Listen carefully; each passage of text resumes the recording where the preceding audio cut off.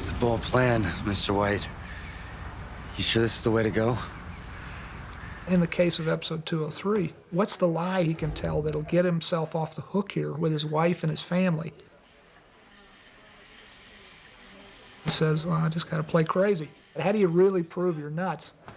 You take off your clothes and you wander into a public place.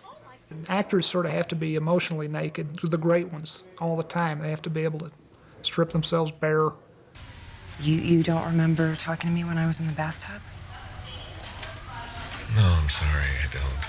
And at first he's thinking about simply getting himself off the hook, and he's not thinking about the damage he's doing to his wife and his son. He has to sneak out of the hospital, take a bus across town, and save himself from revelation here. And in the midst of this, You okay? he gets a covert glimpse of how sad and damaged his family is because of his disappearance. It's the law of unintended consequences. The further we go down this road of him being a criminal, the more we naturally worry, is he going to remain sympathetic to us? You're supposed to drink it. No, the nurse said you have to stay hydrated.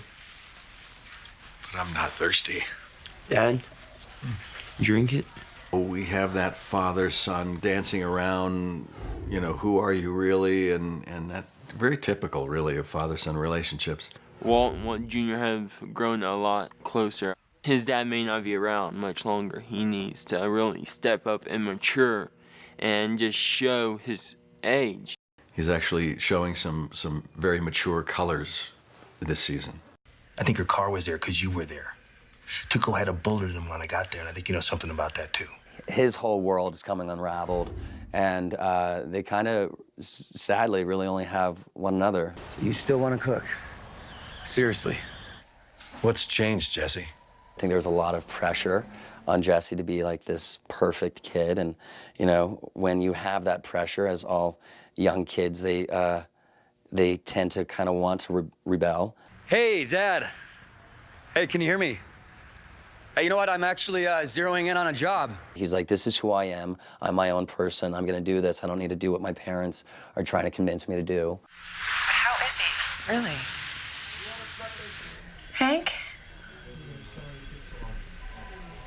He's indestructible, you know that. She comes to the office because, you know, he almost gets killed, and she's really shaken. You really see the consequences of what's going on. If you shoot somebody and there's no blood, you know, is that really a good lesson? Mr. Salamanca lunged toward the vehicle and fired on me with what I ascertained to be an M16 assault rifle. For me personally, and I think Vince as well, they want to make sure his character is true to the DEA way of doing things. So we've had a lot of contact with the DEA, and we're able to ask them about it, what it's like to have shot somebody or to be in a position of kind of fearing for your life.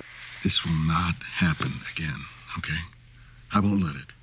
They're really falling apart and struggling, and she's reached a point where his explanations don't add up and they don't make sense anymore.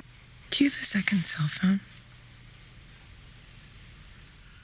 And that's maybe one of the first times when you see an iron will that she has, and you see her boundaries really clearly.